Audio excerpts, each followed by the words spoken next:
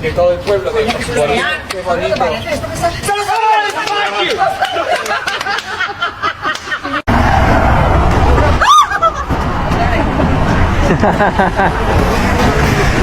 Soy un TikTok.